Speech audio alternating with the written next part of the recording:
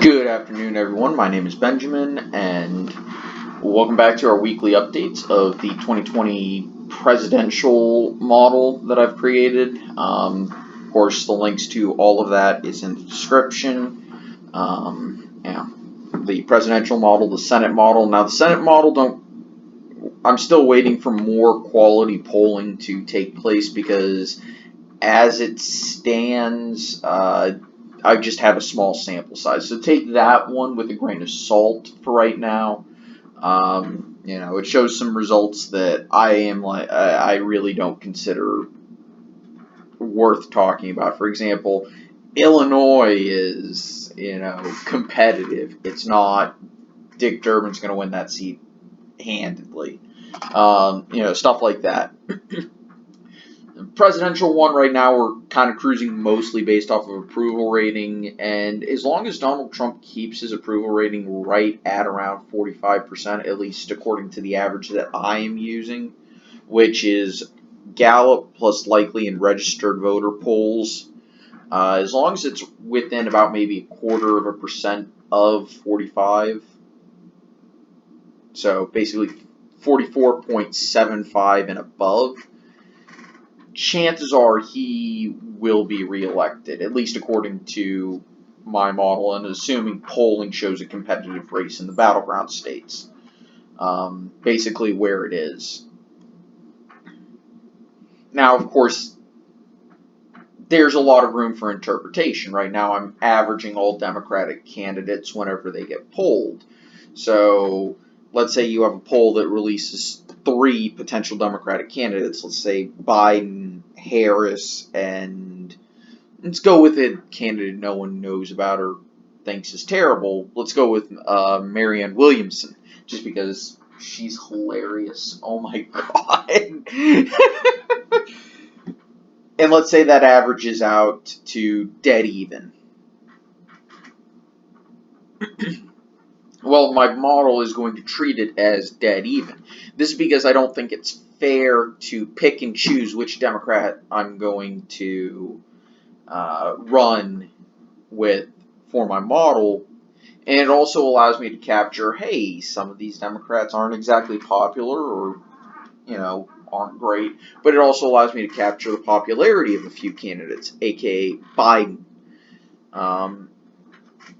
However, things are changing, and Biden may not survive the primary. I honestly don't think he will. He has had a few gaffes. Still waiting to see if I can mark that square off of my bingo card. I really hope I do, just because I want to win that. So, also, Donald Trump has been doing a good job of at least keeping himself out of major controversies. Unfortunately, for those who support Donald Trump, he has managed to kind of stir up some less than good press, I guess would be the best way to describe it. Rock the boat, because now he's going after some of the new freshman Democrats in a not so good way, basically trying to say that they're not Americans or whatever, which is that's crossing a line, okay? And I think we need to recognize it, as Donald Trump isn't doing the greatest job in that. And if I were his campaign advisor, I would basically I would get him off. I would take away his Twitter if I could. Like, if I were on his campaign staff, I would take away his Twitter. And if I were the Democrats, I'd try and get into flame wars with him.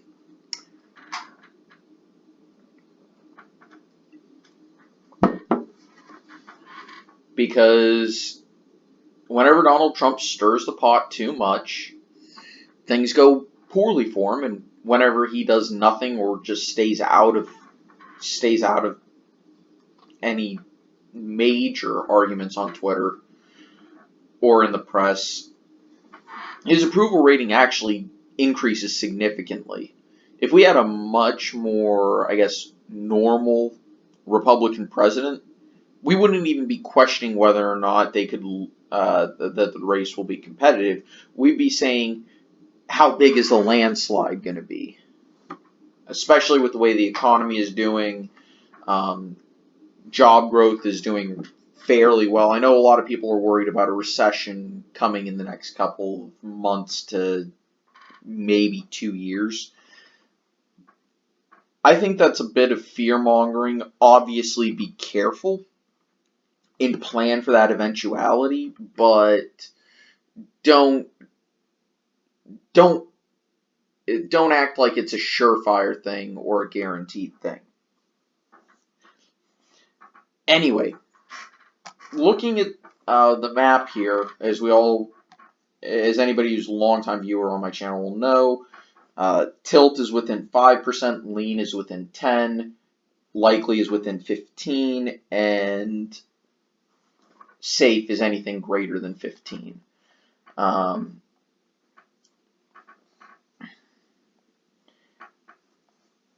All 4 of these states are within 5, and all 3 of these are within 2.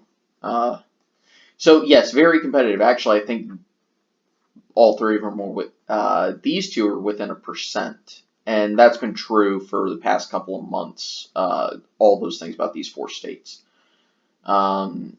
Arizona isn't really competitive. It's sitting at about 3%, which is what I would honestly expect, given its partisanship, which is a little bit under 5. And considering the nation is about maybe 1.5 points in favor of the Democrats when you take in just 2-party share, that's reasonable.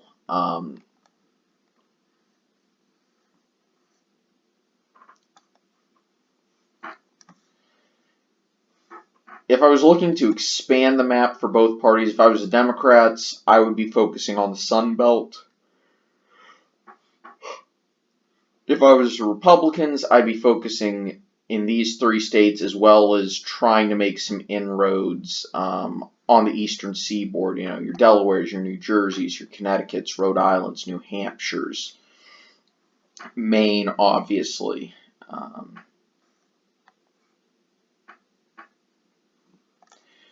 But we're starting to see some things that are really just baked in, or getting baked in.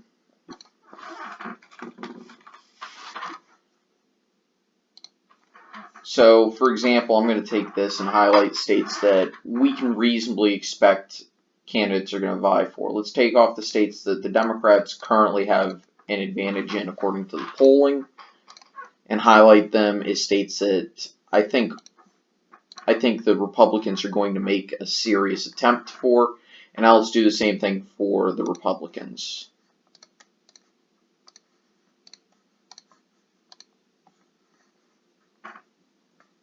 And we'll go ahead and add in the 2nd Congressional District in Nebraska. I don't think it's a wise move for the Democrats to go after Texas, just like I don't think it's a wise move for the it's not a wise move for the Democrats to go after Texas, in the same way that it's not a good idea for Republicans to go after New Mexico.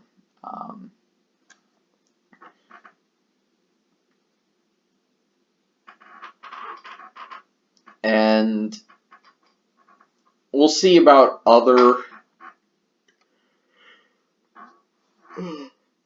Well, sorry about that. We'll see about other states as time goes on, but this is kind of where I expect the battleground map to start off as.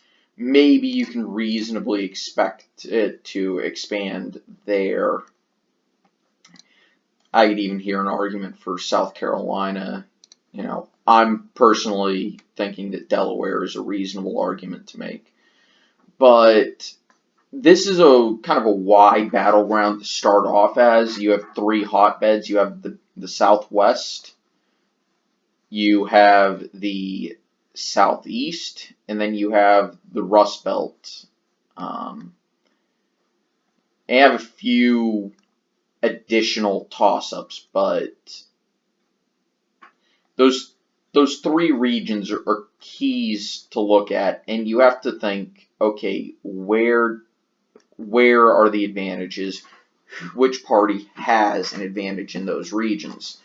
And You can even see this as in the coming decades where the advantage is going to lie. And we are in the middle of a realignment, I think. And we'll see how that progresses. But we don't know for sure, and we probably won't know what exactly happened for at least another 10 or so years.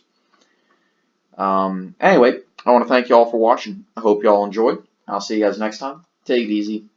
Bye.